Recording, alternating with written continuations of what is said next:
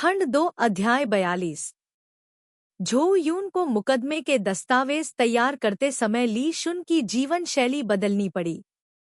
जब ली शुन ने उनकी बात सुनी तो सब ठीक था, लेकिन अगर वह जिद्दी होता तो उसके काम की गति पर बहुत असर पड़ता।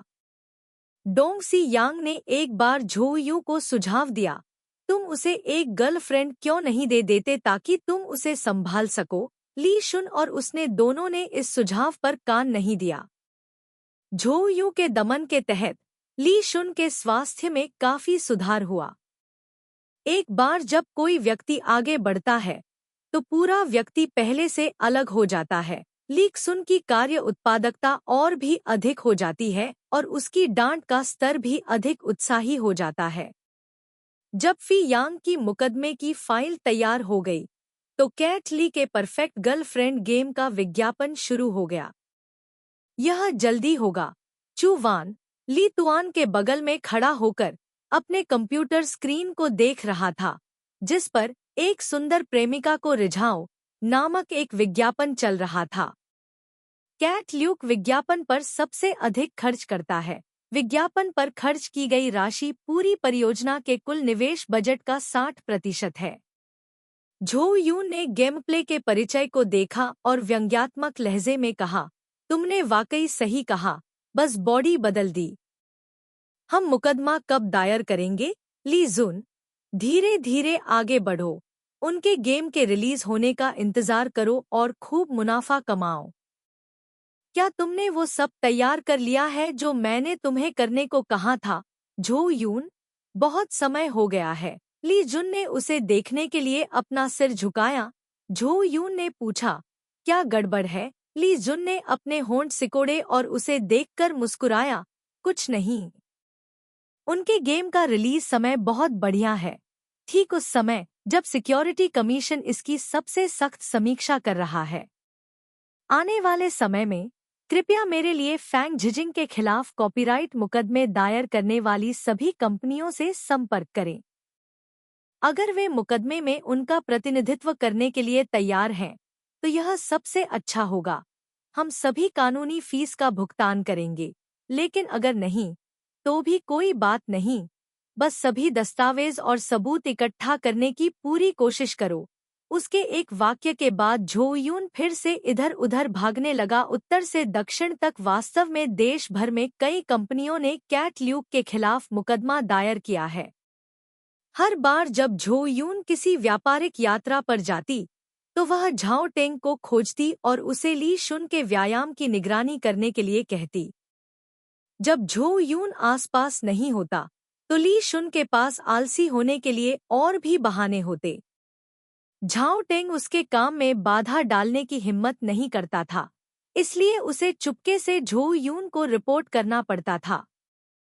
फिर हजारों मील दूर झो यून से घातक चेन कॉल का इंतजार करें। महीने के अंत में गेम परफेक्ट गर्लफ्रेंड रिलीज किया गया। 1 महीने से भी कम समय में राजस्व पहले ही शीर्ष को पार कर गया था। परिणामस्वरूप मई दिवस पर कैट ली कंपनी को अदालत से एक मुकदमा पत्र मिला। यह पहली बार नहीं था जब कैट ली कंपनी को इस तरह की चीज मिली थी। उन्हें जो सम्मान मिले थे उन्हें एक मोटी किताब में बांधा जा सकता था, इसलिए उनके कानूनी विभाग ने उन्हें नीची नजर से देखा। फेंग जी जिंग कार्यालय में बैठे थे। गाओ जियानहोंग उनसे 2 सीटें दूर थे। गाओ जियानहोंग थका हुआ था, उसकी त्वचा पीली थी। उसके मंदिर पर हाथ फेरने की कोशिश कर रहा था, जैसे कि वह दर्द को दूर कर रहा था। हाँ, गाओ जियानहोंग का सिर एक पलक झपकते ही दर्द कर रहा था। उसने दर्द को दबाने के लिए अपनी आंखें बंद कर ली, अपने दांतों को पीस दिया और पूछा, आपने मुझे क्यों नहीं बताया? आप सीधे अपने स्रोत कोड को अपने कार्यक्रम में कॉपी नहीं कर सकते। यह वास्तव में बहुत बदसूरत है। बाग फोंग ची तिन्ह ने अनदेखा किया और कहा, online open source game code की कोई कमी नहीं है। काओ किएन होंग अपना गुस्सा नहीं रोक सके। बहुत सारे। क्या आपको लगता है कि यह 2 समान चित्र ढूंढो वाला खेल है? यह गेम पूरी तरह से अकेले लाई तुआन द्वारा प्रोग्राम किया गया था। इतने सारे लोग कहाँ से आए? स्रोत कोड की हूबहू नकल करना, और वह भी ऐसे संवेदनशील समय में। आप इतने साहसी हैं। यह सुनने के बाद फोंग ची तिन्ह ने व्यंग्य किया। गाओ जियान होंग ने उसके हाव भाव देखे और उसका सिर और भी तेज हो गया। उसके माथे पर पसीने की कुछ बूंदें उभर आईं। स्रोत कोड की हूबहू नकल करना बुरा है, तो क्या बुनियादी गेम प्ले की नकल करना बुरा नहीं है? फोंग ची तिन्ह ने व्यंग्यात्मक लहजे में पूछा, जिससे काओ किएन हांग ने दांत पीसते हुए उसकी ओर देखा। फोंग ची तिन्ह ने ठंडे स्वर में कहा, काओ किएन हांग, क्या आप जानते हैं कि आपकी सबसे बड़ी कमजोरी क्या है? यानी सब कुछ बीच में है, अच्छा भी बीच में है और बुरा भी बीच में है।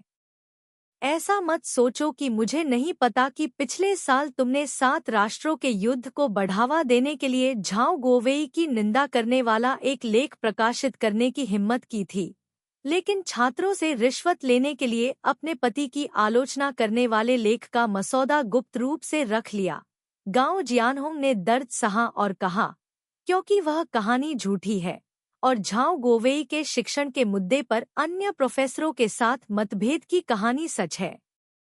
फेंग झिजिंग ने फिर से व्यंग्य किया, ओह, तो वह उतनी बुरी नहीं है जितनी हमने कहा।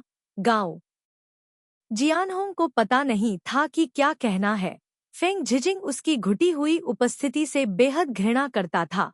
यह समाज अच्छे और बुरे लोगों को समायोजित कर सकता है, लेकिन यह आपके जैसे आधे अधूरे व्यक्ति को समायोजित नहीं कर सकता है। दोनों पक्षों को आप एक नज़र में खराब लगते हैं। सफल होने के लिए पर्याप्त नहीं, लेकिन असफल होने के लिए पर्याप्त से अधिक। गाओ जियानहोंग इतना क्रोधित था कि उसका चेहरा पीला पड़ गया। फेंग झिजिंग ने अपना कॉलर ठीक किया और शांति से कहा, मैंने इसका स्रोत कोड इस्तेमाल किया। निश्चित रूप से मैंने मुकदमा दायर किए जाने के बारे में सोचा। मैं किसी भी मुकदमे से नहीं डरता। वर्तमान में घरेलू गेम कॉपीराइट मुद्दों से संबंधित मुकदमों का ढेर 10 वर्षों में हल नहीं किया जा सकता है। किसने कहा कि हमारे देश में हालात अच्छे हैं? उपयोगकर्ता केवल उत्पाद के बारे में जानते हैं और किसी अन्य चीज की परवाह नहीं करते। हालांकि मेरे लिए सच्ची प्रतिलिपि बनाना थोड़ा खतरनाक है, लेकिन यह ठीक है। कॉपीराइट उल्लंघन के लिए मुआवजा बहुत कम है और सबूत मिलना मुश्किल है। उस छोटी सी कंपनी के पास हमारे जितना पैसा नहीं है। देखो, 1 महीने से भी कम समय में वे मुकदमा वापस ले लेंगे। उसकी अभिव्यक्ति दृढ़ थी, उसकी आवाज एक कील की तरह निश्चित थी। सुनने के बाद गाओ जियानहोंग को आखिरकार इतना गुस्सा आया कि वह हंसा। उसने अपनी तर्जनी को अपनी कनपटी पर दबाया, धीरे धीरे अपना सिर हिलाया। आईने में देखो, तुम खुद भी अपनी बात पर विश्वास नहीं कर सकते। उसने मेज के किनारे को पकड़ लिया और धीरे से खड़ा हो गया। मैंने ली शुन के साथ 3 साल काम किया है, लेकिन मैंने उसे कभी किसी चीज को छोड़ते नहीं देखा। अब मैं आप पर ठंडा पानी नहीं डालना चाहता। मैं वास्तव में उस दिन का इंतजार कर रहा हूँ जब आप उसे गरीब बना देंगे। फोंग ची तिन्ह कुर्सी पर बैठे दुर्भावनापूर्ण ढंग से कहा, तो आपको अपने स्वास्थ्य की अच्छी देखभाल करने की आवश्यकता है। अंत में काओ किएन होंग ने कहा, मैं आपको याद दिला दूं, ली तुआन का पैसा फी डुओंग कंपनी जितना छोटा नहीं है। उसकी मदद करने के लिए उसका एक बड़ा भाई और बैंड किंगहोंग का मुख्य गायक भी है। उनकी आर्थिक क्षमताएं बहुत मजबूत हैं। महत्वपूर्ण क्षण में वे उसकी पूरी ताकत से मदद करेंगे। फेंग झिजिंग, रेन डे भी विश्वविद्यालय से आपका दोस्त है। आपके सभी सहपाठी उसकी मदद क्यों करते हैं, लेकिन आप नहीं करते? गाओ जियानहोंग ने अपना सिर हिलाया। थोड़ी देर बात करने के बाद उसका सिर और भी चक्कर खाने लगा। उसकी आंखों के सामने अंधेरा छा गया। फिर उसने दीवार पकड़ ली और बाहर चला गया। इस समय कोई दरवाजे के बाहर से अंदर आया। गाओ जियानहोंग लगभग गिर गया। वू ज़ेन जल्दी से एक चिंतित अभिव्यक्ति के साथ अंदर भागा। बूढ़े गाओ, उसने उत्सुकता से पूछा, मैंने सुना है कि फी डुओंग कंपनी ने हम पर मुकदमा दायर किया है, क्या यह सच है? काओ जियानहोंग उसकी टक्कर से और भी अधिक स्तब्ध रह गया और वू जेन से फुसफुसाया, मेरे पीछे घर चलो, वू जेन। यह बात यहाँ तक पहुँच गई है, तुम अभी भी घर क्यों जा रही हो? क्या हम मीटिंग में हैं? क्या यह गंभीर है? क्या आपने इसका कोई समाधान सोचा है? गाओ जियानहोंग अचानक चिल्लाया, मैंने तुम्हें घर जाने के लिए कहा था। वो जेन उसकी चीख से इतनी डर गई कि उसका दिल जोर से धड़कने लगा। उसकी धारणा में गाओ जियानहोंग हमेशा एक मृदुभाषी व्यक्ति था और उसमें तकनीकी लोगों की मूर्खता भी थी। उसने उससे कभी इस तरह बात नहीं की थी। वह पहले से ही अधीर थी और उस पर चिल्लाए जाने से उसका गुस्सा भड़क उठा।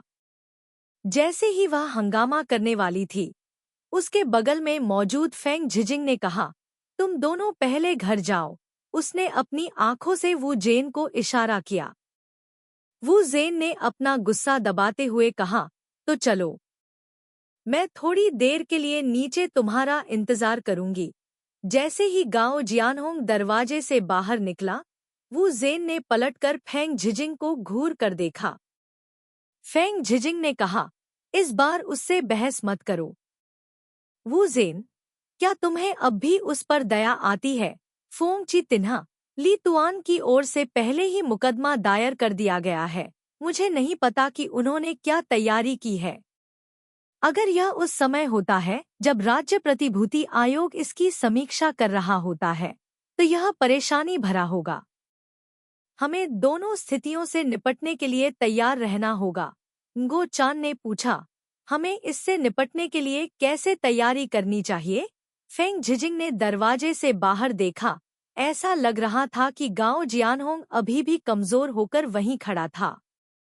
फेंग झिजिंग ने अपनी आंखें सिकोड़ ली। अगर वे वास्तव में मुकदमा वापस नहीं लेते हैं, तो यह तथ्य कि आपके पति बीमार हैं, उपयोगी हो सकता है। वो जेन ने भौहें सिकोड़ी। तुम्हारा क्या मतलब है? फुओंग ची तिन्ह ठंडी हंसी हंसा।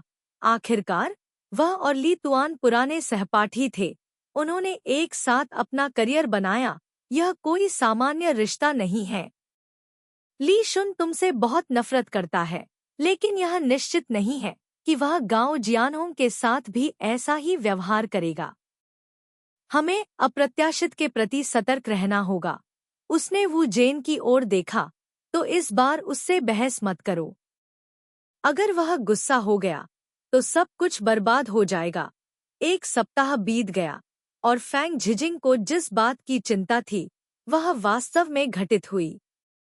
उसे कानूनी विभाग ने बताया कि फेयांग कंपनी का रवैया उन पिछली कंपनियों की तरह सख्त नहीं है, जिन्होंने उन पर मुकदमा दायर किया था।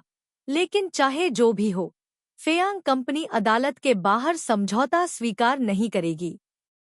ली शुन और झो यू व्यक्तिगत रूप से मौजूद नहीं थे। कैट ली से बात करने वाला प्रतिनिधि उनके द्वारा अधिकृत वकील था। कानूनी विभाग ने यह भी कहा कि फेयांग कंपनी द्वारा अधिकृत कानूनी फर्म देश में एक प्रसिद्ध फर्म थी।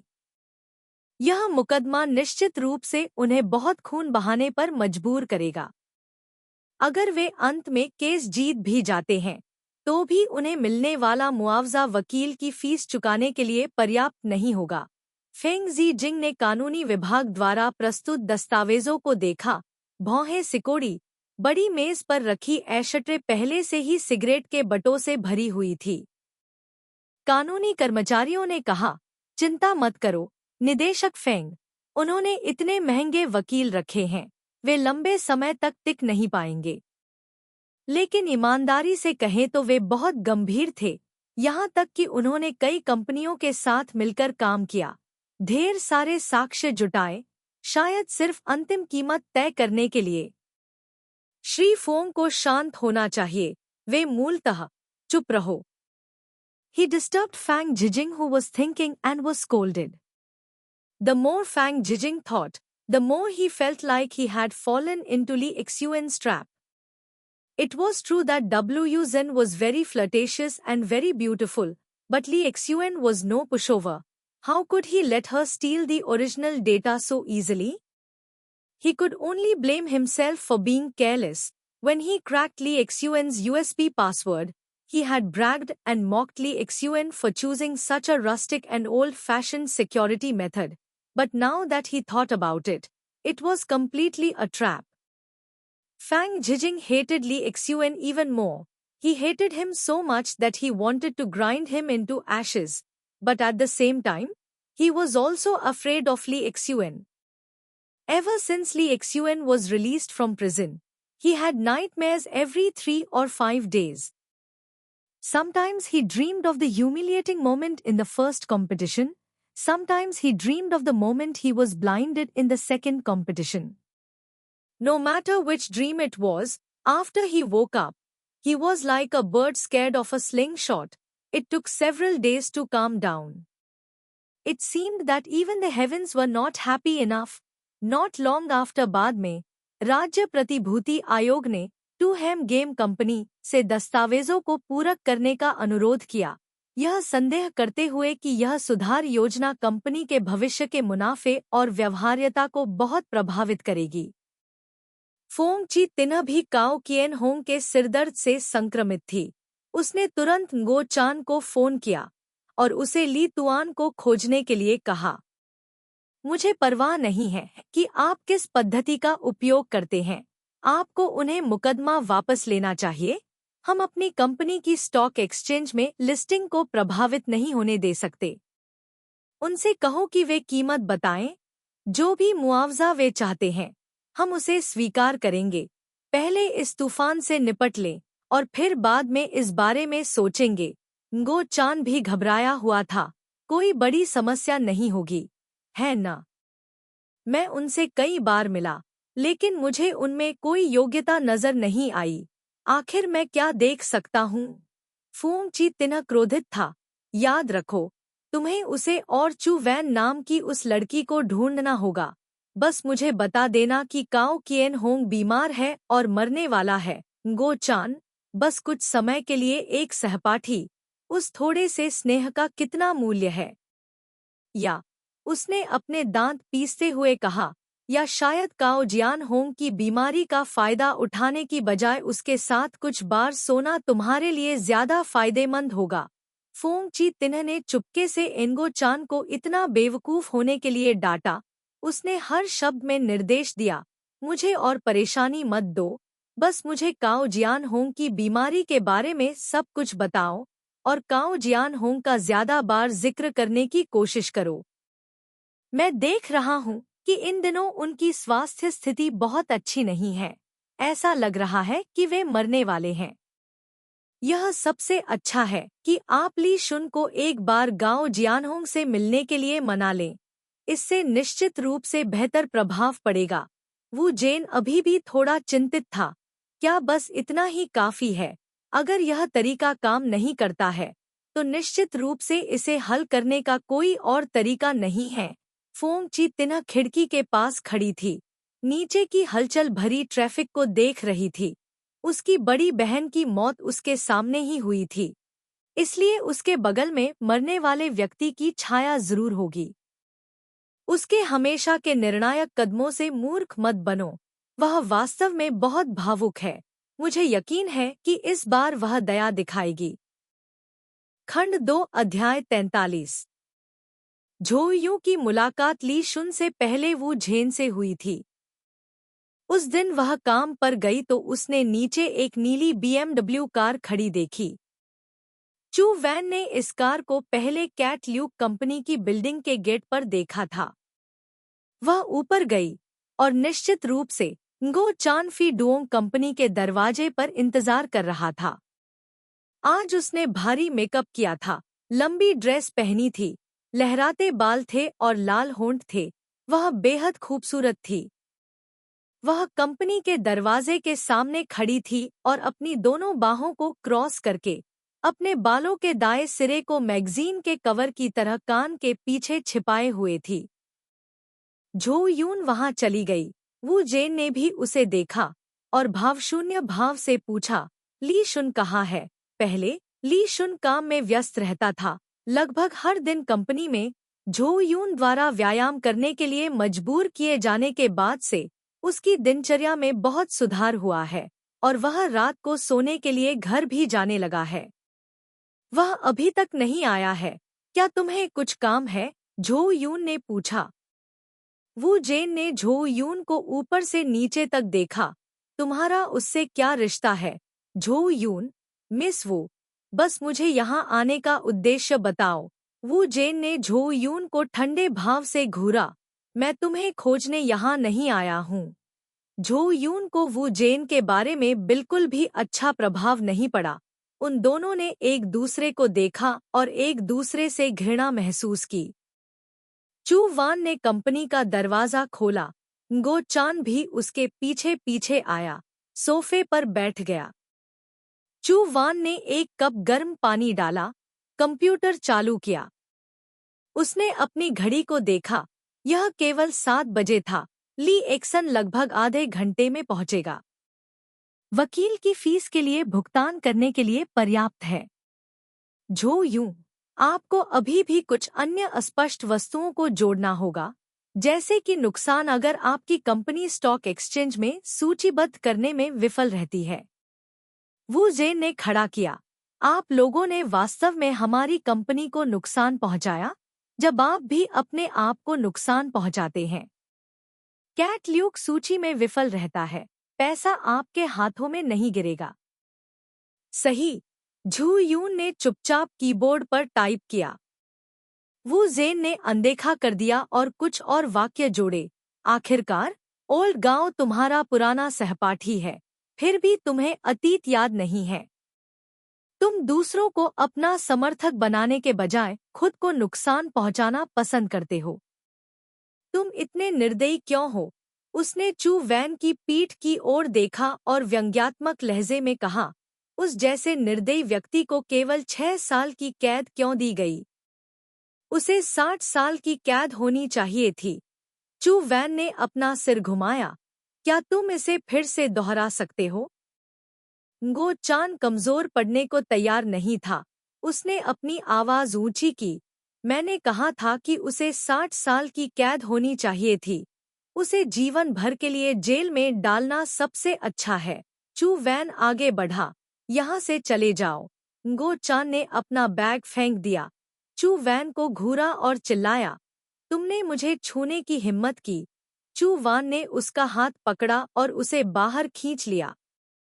ngो चान को उम्मीद नहीं थी कि वह उसे बाहर खींचने की हिम्मत करेगी, इसलिए उसने अपना हाथ घुमाया और उसकी गर्दन के पीछे मारा। चू वान ने उसे बाहर खींचने की जहमत नहीं उठाई, पलटा और तुरंत ngो चान का गला घोंट दिया। तुम कहाँ दिखावा कर रहे हो? वू जेन की आंखें लाल हो गई थी। उसने शाप दिया और झो यूं का विरोध करने की पूरी कोशिश की। दालान में ली जुन, हो निंग और झाओ टेंग सभी एक साथ लिफ्ट से बाहर निकले। जैसे ही वे दरवाजे से बाहर निकले, उन्होंने शाप और लड़ाई की आवाजें गूंजती सुनी। झाओ टेंग ने भौहें सिकोड़ी। ओह, क्या यह टीम लीडर झो की आवाज नहीं है? उन्होंने कोने को मोड़ा और देखा कि कुछ लोग फी डुओंग कंपनी के प्रवेश द्वार पर मस्ती देखने के लिए धक्का मुक्की कर रहे थे। ट्रियो डांग दौड़कर आया और उसने सभी को दूर जाने का इशारा किया। क्या आप लोग फी डुओंग कंपनी के कर्मचारी हैं? तुम यहाँ किस लिए इकट्ठे हुए हो? अपने काम पर वापस जाओ। घर के अंदर झो यूं और वू जेन भयंकर रूप से लड़ रहे थे। दोनों महिलाएं गुस्से में थीं और एक दूसरे को जान से मारना चाहती थी। झाओ टेंग ने खाली आंखों से देखा। जब उसका हाथ पीछे खींचा गया तो उसने हस्तक्षेप करने का इरादा किया। उसने अपना सिर घुमाया और ली जुन से पूछा, क्या तुम मदद नहीं करने जा रहे हो? Li Xuan said in a hooligan tone, you have to have faith in your senior. Zhu Yu and W Zhen's figures were about the same and they were not the type of fragile women. W Zhen's temper was a bit more aggressive than Zhu Yu, but since she was little, Zhu Yu had been well taken care of. Her strength was hidden under her fair skin. Her constitution was very good. After the initial chaos, she gradually gained the upper hand, finally pressing Wu Zhen to the ground. The corner of Li Xuan's lips unconsciously curved up.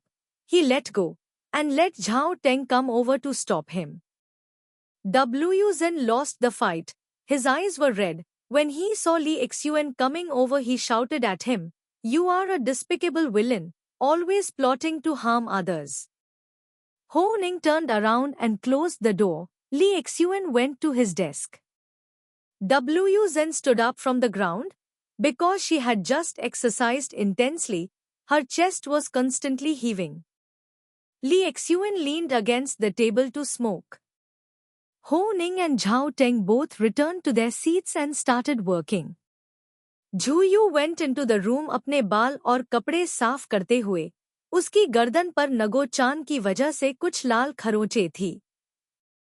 Lie तुआन, Phong ची तिन्ह ने तुम्हें यहाँ आने के लिए कहा था. ngो चान, इस बात की परवाह मत करो कि मुझे आने के लिए किसने कहा, बस कीमत बता दो. लाई तुआन हंसा. कौन सी कीमत? वू ज़ेन, यह जितना लंबा चलेगा उतना ही हम दोनों को फायदा नहीं होगा. ली शुन ने धुएं का एक कश छोड़ा. वू ज़ेन ने उसकी ओर देखा. झो यून के साथ लड़ाई के बाद उसके बाल अस्त व्यस्त थे. उसके कपड़े झुर्रीदार और गंदे थे और उसका मेकअप काफी हद तक खराब हो गया था. उसने शुरू में सोचा था कि वह यहाँ आकर उसे बहका सकती है, लेकिन ऐसा लग रहा था कि वह अब अपनी मूल योजना को अंजाम नहीं दे सकती. वह केवल फैंग झिजिंग के शब्दों का उपयोग कर सकती थी. वू ज़ेन ने अपना बैग उठाया, अंदर से कागजों का एक ढेर निकाला और उन्हें ली शुन के सामने फेंक दिया. ली शुन ने उन्हें उठाने की जहमत नहीं उठाई और उसे उदासीनता से देखा. झो यून अभी बाथरूम से बाहर निकली ही थी कि उसने वू ज़ेन को यह कहते हुए सुना, यह गाओ जियानहोंग का मेडिकल रिकॉर्ड और उसका सीटी स्कैन है. झो यून रुक गई. वू ज़ेन, फैंग झिजिंग ने मुझे आने के लिए नहीं कहा, मैं खुद आया था. मैं ये बातें आप लोगों से नहीं कहना चाहता था, लेकिन मेरे पास और कोई विकल्प भी नहीं है. काओ कियन हांग की सर्जरी होने वाली है, लेकिन अब वह कैसे सुरक्षित महसूस कर सकता है? क्या आप हमारे लिए जीने का कोई रास्ता छोड़ सकते हैं? ली शुन ने चुपचाप सिगरेट पी, एक शब्द भी नहीं बोला. वू ज़ेन आगे बढ़ा. इसे एक अच्छा काम समझो. आखिरकार ओल्ड काओ तुम्हारा सहपाठी है. मैंने सुना है कि जब तुम पिछली प्रतियोगिता में गए थे तब भी तुम उसी समूह में थे. ली शुन ने व्यंग्य किया. तुमने यह किससे सुना? वू ज़ेन, किसी की बात सुनने की कोई जरूरत नहीं है. वह अभी भी उस साल तीनों की एक साथ घर पर तस्वीर रखता है. ली शुन की अभिव्यक्ति ठंडी हो गई. Zhao tang. झाओ टेंग अपनी कुर्सी से उठ खड़ा हुआ. ली शुन ने कहा, उसे बाहर भेजो. झाओ टेंग, हाँ. वह आज्ञाकारी रूप से मेहमानों को विदा करने गया. वू ज़ेन दरवाजे पर पहुंच गया और फिर भी ली शुन पर चिल्लाया, हमारे साथ सुलह करो. हम शुक्रवार को अपनी कंपनी में इस पर आगे चर्चा करेंगे. कृपया एक बार काओ कियन होंग से मिले. क्या आप उसे एक मौका दे सकते हैं? दरवाजा फिर से बंद हो गया. घर में अजीब तरह से शांति छा गई. चू वान ने मेडिकल रिकॉर्ड उठाया जो ngो चान पीछे छोड़ गया था. ली तुआन ने धीरे से कहा, इसे फेंक दो. चू वान ने उसकी ओर देखा और फिर मेडिकल रिकॉर्ड को कूड़ेदान में फेंक दिया. ली तुआन ने ठंडे स्वर में मुस्कुराते हुए उससे पूछा, क्या मैं एक अच्छे इंसान की तरह दिखता हूँ? चू वान ने अपना सिर हिलाया. लाई तुआन, तो फिर फोंग ची तिन्ह को यह विश्वास कहाँ से मिलता है कि मैं उसकी इच्छाओं से सहमत हो जाऊंगा? चू वान, क्या आपको लगता है कि फोंग ची तिन्ह ने उसे आने के लिए कहा था? ली शुन, बेशक. गाओ जियानहोंग बहुत घमंडी है. वह मेरे साथ निष्पक्ष और खुले तरीके से प्रतिस्पर्धा करना चाहता है. वह अपनी बीमारी के कारण मेरे सामने बिल्कुल नहीं झुकेगा. झो यून ने उसकी अभिव्यक्ति को देखा और कहा, तो हमें शुक्रवार को जाने की जरूरत नहीं है ना? मैं उन्हें अस्वीकार करते हुए एक पत्र भेजूंगा। मत करो, ली शुन ने ठंडे स्वर में कहा। बेशक मुझे जाना है, मैं क्यों नहीं जाऊंगा? अगर उन्होंने मुझे पहले ही ठंडे खून वाले कायर के रूप में लेबल कर दिया है, तो मुझे एक बार के लिए एक घमंडी खलनायक होना चाहिए। मैं इस प्रतिष्ठा को बर्बाद नहीं कर सकता। अपनी बात खत्म करने के बाद उसने अपनी सिगरेट बुझाई, पलटा और चला गया। क्योंकि उसका चेहरा बेहद उदास था, झाओ टेंग ने ऊपर देखने की हिम्मत नहीं की। झो यून ली शुन के असली विचारों का अनुमान नहीं लगा सका। उसने थोड़ा महसूस किया कि ली शुन उतना गुस्सा नहीं था जितना उसने दिखाया था, लेकिन वह यह भी जानती थी कि उसने अभी तक अपना गुस्सा नहीं निगला है। झो यून ने जीली के कानूनी विभाग को फोन किया, उन्हें सूचित किया कि ली शुन शुक्रवार को आ रहा है। कानूनी कर्मचारियों ने फेंग जी जिंग को संदेश दिया। फेंग जी जिंग ने अपनी टाई ढीली करते हुए सुना। उसका चेहरा विजय से भरा हुआ था। वू जेन ने उससे पूछा, क्या होगा अगर वह सिर्फ हमारा मजाक उड़ाने आए? फोंग ची तिन्हा हंसा, हा, ली तुआन ऐसा समय बर्बाद नहीं करेगा। यदि वह पूरी तरह से आगे बढ़ने का फैसला करता है, तो वह मुझे कभी भी बात करने का मौका नहीं देगा। इसका मतलब है कि वह डगमगा रहा है। उसने वू जेन से कहा, तुम और मैं शुक्रवार को नहीं आते। गांव जियानहों को उससे अकेले में मिलने दो। वू जेन थोड़ा चिंतित था। बूढ़ा गांव बहुत जिद्दी है। वह पूरे दिल से ली शुन से मुकाबला करना चाहता है। मुझे डर है कि वह अपना अभिमान नहीं छोड़ सकता। फेंग झिजिंग, आपको इस बारे में चिंता करने की जरूरत नहीं है। मैं जाकर उसे बता दूंगा। फेंग झिजिंग की गांव जियानहों को मनाने की प्रक्रिया बहुत तेज थी। वह 3 मिनट से भी कम समय में सहमत हो गया। क्या होगा अगर आपकी सर्जरी के दौरान कुछ अप्रत्याशित हो जाए? तो वू जेन को क्या करना चाहिए? यह फोंग ची तिन का पहला प्रारंभिक वाक्य है। आखिरकार, वह एक सेलिब्रिटी है जो आपका अनुसरण करती है। कम से कम आपको यह सुनिश्चित करना होगा कि उसे भोजन और कपड़ों के बारे में चिंता करने की जरूरत नहीं है। यदि कंपनी सार्वजनिक हो जाती है, तो उसे अपने शेष जीवन के बारे में चिंता करने की आवश्यकता नहीं होगी। जहां तक ली शुन का सवाल है, अगर हम जंगल को हरा भरा रख सकते हैं, तो जलाऊ लकड़ी न होने की चिंता करने की कोई जरूरत नहीं है। इस स्तर को पार करने के बाद भी हम इससे लड़ने का मौका ढूंढ सकते हैं। आप निश्चित रूप से इतने जिद्दी नहीं हो सकते। गांव जियानहोंग ने कुछ नहीं कहा, चुपचाप कुर्सी पर बैठकर खिड़की से बाहर देखते रहे। फेंग झिजिंग ने थोड़ी देर इंतजार किया और फिर उसे चुपचाप सहमत मान लिया। गुरुवार की रात जाने से पहले ली शुन ने झो यून से कहा, कल सुबह मुझे लेने आना। झो यून ने उसकी ओर देखा, क्या मैं तुम्हारे साथ चलूं? He said. That night, Jiyu did not sleep well. She had a dream in which she saw herself returning to the time when she first started school in her first year. She took a late nap and ran to the lecture hall in a panic. She sneaked into the classroom from the back door and sat next to a male student who did not listen to the lecture and only bowed his head to program. The teacher called him to stand up and answer questions, but he did not hear.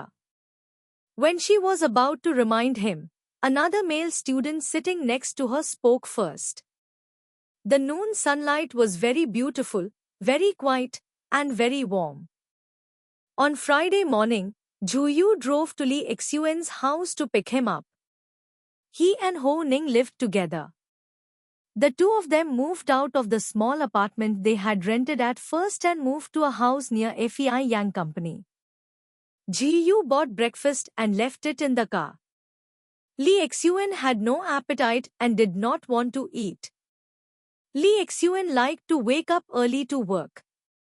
They made an appointment at 8 in the morning, and at this time, the employees of Cat Lee Company had not arrived yet.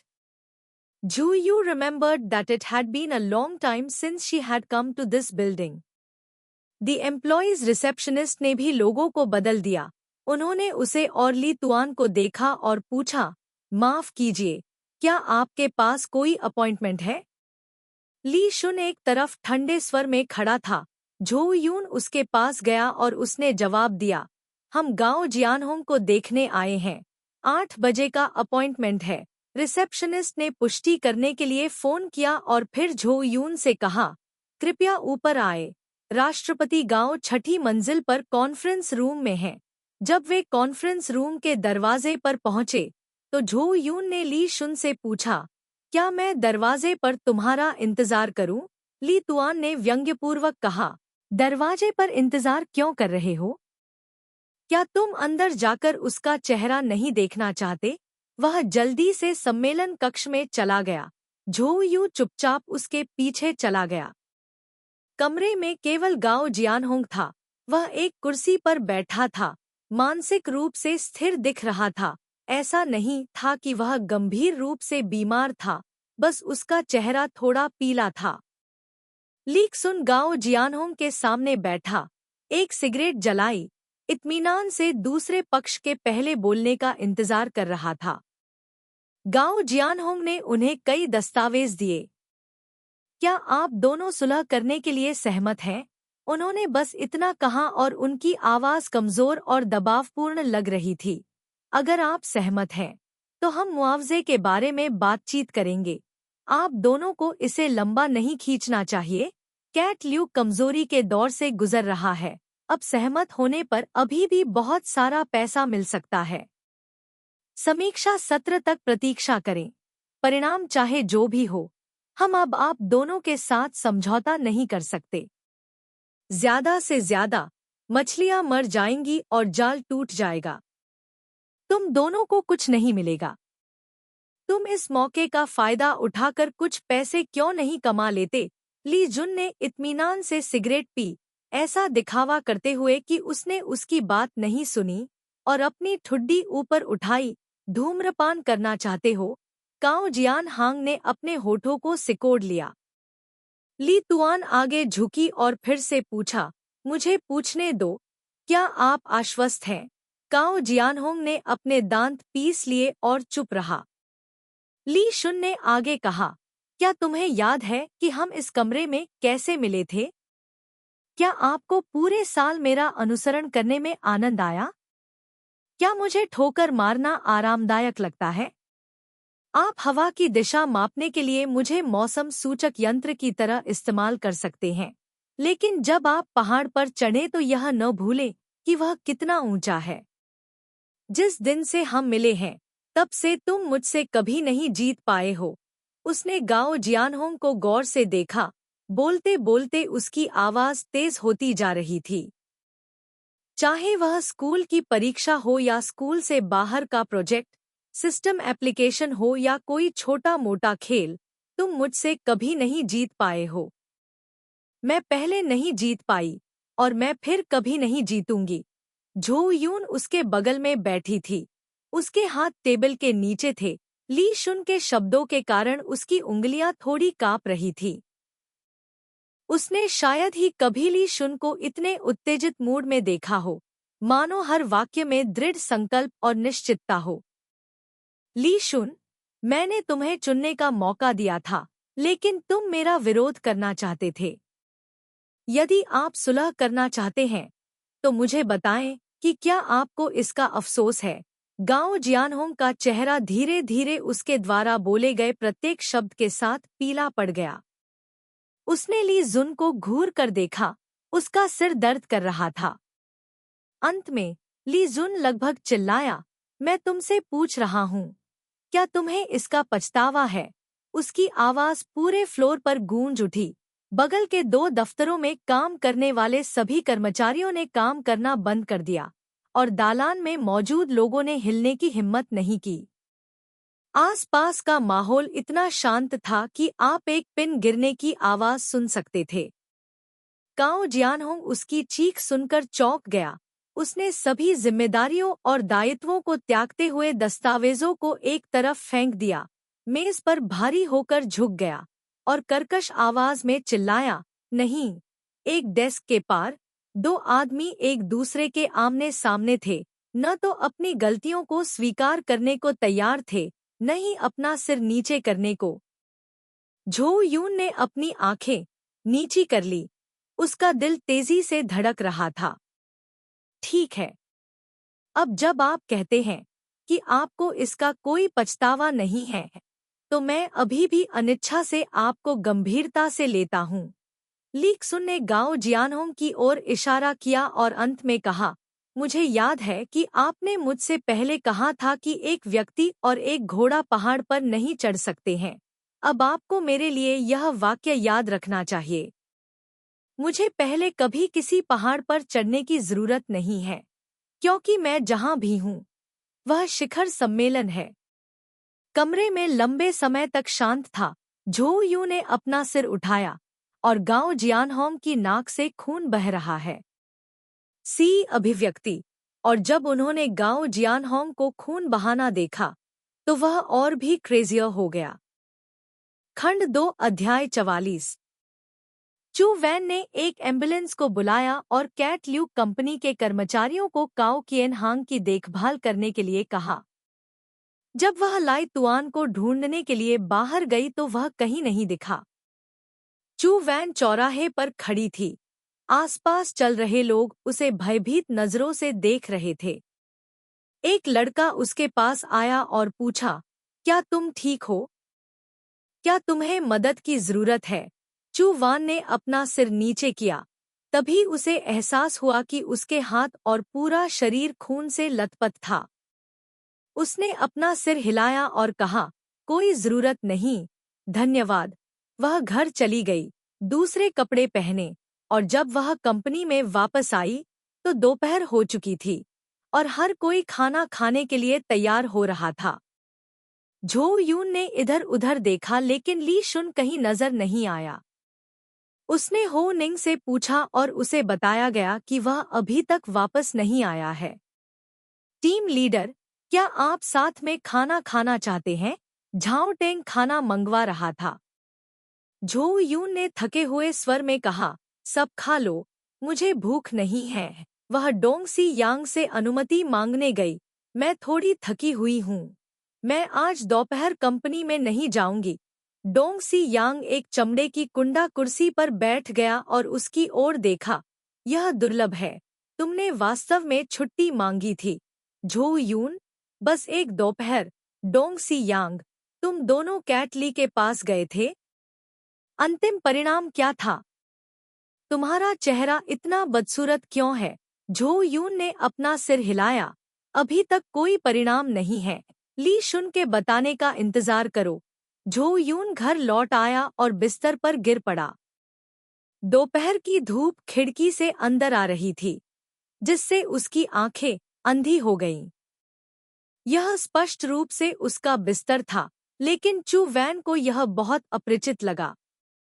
बाद में ही उसे एहसास हुआ कि शायद ऐसा इसलिए था क्योंकि वह अपने कीमती काम के समय बिस्तर पर लेटी हुई थी। उसने अपनी आंखें बंद कर लीं, खुद को शांत करना चाहती थी। सूरज की रोशनी इतनी गर्म थी कि चू वैन धीरे धीरे सो गई। जब वह जागी तो पहले से ही अंधेरा था। वह खिड़की के पास खड़ी होकर बाहर देख रही थी। आसमान में एक भी तारा नहीं था। उठते ही सिर हल्का महसूस होता है, क्योंकि इस समय मन में कोई चिंता या विचार नहीं होते। लेकिन फिर सब कुछ जल्दी से उसके दिमाग में भर गया और उसका शरीर भारी महसूस करना जारी रहा। चू वान ने जम्हाई ली और तुरंत तनाव दूर करने के लिए फिल्मों में जाने का विचार आया। वह नहाकर अपने बाल सुखा रही थी, तभी दरवाजे पर जोरदार दस्तक हुई। झो यून चौंक गई और उसे याद आया कि क्या उसने हाल ही में ऑनलाइन कुछ ऑर्डर किया था। कौन है? किसी ने दरवाजा नहीं खोला। झो यून ने झांक कर देखा और देखा कि बाहर एक काली आकृति खड़ी है, जिसका सिर झुका हुआ है। उसने तुरंत पहचान लिया कि वह कौन था और उसने दरवाजा खोला। ली शुन। जैसे ही दरवाजा खुला, झो यून को शराब की तेज गंध आई। क्या तुमने शराब पी थी? वह ली शुन के हाव भाव को स्पष्ट रूप से नहीं देख सकी, लेकिन वह स्पष्ट रूप से नशे में था। उसे इसका पछतावा क्यों नहीं है? उसने धीरे से कहा। झो यून स्पष्ट रूप से नहीं सुन सकी। क्या? ली शुन ने उसकी ओर देखा। मैं तुमसे पूछ रही हूँ कि उसे इसका पछतावा क्यों नहीं है? उसकी आंखें उसे डरा रही थी। वे रक्त वाहिकाओं से भरी हुई थी। उसकी पुतलियां लाल हो गई थी। ली शुन, क्या वह मुझसे इतनी नफरत करता है कि वह मरकर भी मुझसे जीतना चाहता है? झो यून अवाक रह गई। ली तुआन ने चुप चू वैन को देखा। अचानक अपने होठों को सिकोड़कर मुस्कुराया। उसकी आंखों में जो भाव था वह उसकी मुस्कान के साथ मिलकर वाकई पागलपन भरा लग रहा था। वह बहुत बेवकूफ है। वह मुझसे कैसे जीत सकता है? वह खुद को जानता है। वह सब कुछ जानता है। वह मेरी ताकत को तुमसे कहीं बेहतर जानता है। मैंने बस एक काम किया और तुम उसे बर्दाश्त नहीं कर सके। चूंकि वह नशे में था, इसलिए ली तुआन का भाषण बहुत सुसंगत नहीं था। वह बात कर रहा था जब वह अचानक रुक गया और चू वैन की ओर देखा। अगर मैंने उसे मौत के लिए मजबूर किया, तो तुम मेरे बारे में कैसा महसूस करोगे? चू वैन, यह तुम्हारी गलती नहीं है कि काओ जियान हांग बीमार है। ली तुआन, क्या यह नहीं है? चू वैन फिर से अवाक रह गया। किसी कारण से उसे लगा कि वह काओ जियान होंग को बहुत अच्छी तरह समझती है। शायद वह भी उसकी तरह ही था, जो मृत्यु और पुनर्जन्म के दौर से गुजर रहा था। उस घटना के कारण वे तीनों एक कोने में धकेल दिए गए। ली तुआन को लोहे की छड़ से दुनिया से अलग कर दिया गया था। बाहर दो लोग थे। एक ने भागने का फैसला किया, दूसरे ने बुराई का रास्ता चुना। ली तुआन, तुम क्या कहना चाहते हो? चू वान ने अपना सिर हिलाया। उसे उम्मीद नहीं थी कि इस हरकत से ली तुआन नाराज हो जाएगा। वह जोर से चिल्लाया, जो कहना है कहो मुझसे।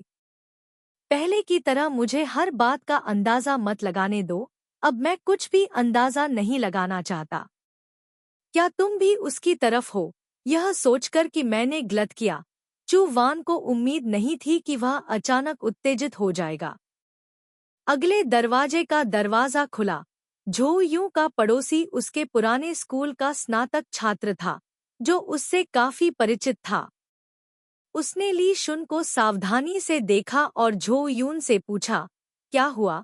झो यून ने हाथ हिलाया, ली शुन को घर के अंदर खींच लिया और अपने साथी स्नातक छात्र से कहा, कोई बात नहीं, हम परिचित हैं। झो यून ने दरवाजा बंद किया, पीछे मुड़ा, हैंगओवर की दवा की एक बोतल लेने के लिए रेफ्रिजरेटर में गया, 2 गोलियां डालीं और फिर एक गिलास पानी उठाया और चला गया। पहले यह पी लो। तुमने इतना क्यों पी लिया? ली शुन ने 2 गोलियों को घूरा और फिर से गहरी सोच में पड़ गया। चू वान ने रोबोट की तरह 2 गोलियां अपने हाथ में गिराईं, फिर अपनी बाह उठाई और गोलियां मुंह में डालीं, फिर पानी का प्याला मुंह के पास लाया। इसे पी लो। ली शुन को अचानक होश आया। उसने ठंडे मन से चू वान को देखा, फिर एक ही घूंट में सारा पानी पी गया। चू वान ने वह प्याला लिया जो उसने पिया था। ली शुन बिस्तर पर बैठ गया, अपना सिर नीचे किया और सिगरेट जलाई। खिड़की के बाहर रात का दृश्य घना था। झो यूं बिस्तर के पास खड़ा उसे देख रहा था।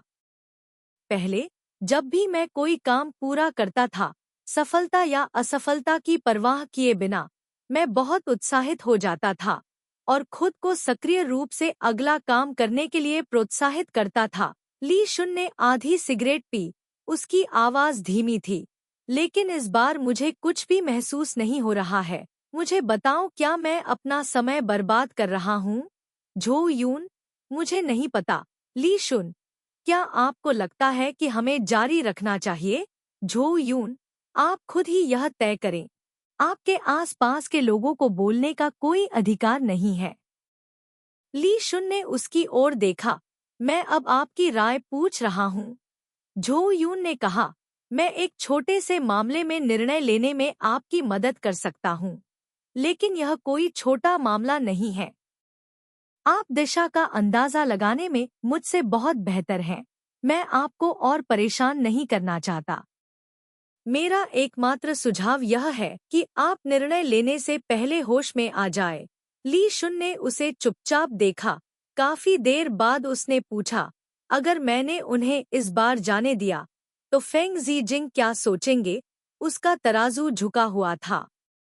झो यून, हर मामले की अपनी जगह होती है।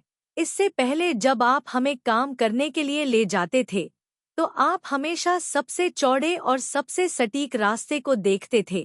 क्यों? मैं अब बस फोंग ची तिन्ह को घूर रहा हूँ। वह बिल्कुल भी इसके लायक नहीं है, इसलिए मुझे लगता है कि मैं अपना समय बर्बाद कर रहा हूँ। ली तुआन ने फिर से अपनी सिगरेट जलाई और कर्कश स्वर में पूछा, क्या आप उसे उखाड़ फेंकना नहीं चाहते? चू वान ने अपनी बाहें मोड़ ली। इससे पहले कि आप जेल से बाहर आएं, मुझे लगा कि उसे उखाड़ फेंकना सबसे महत्वपूर्ण लक्ष्य था।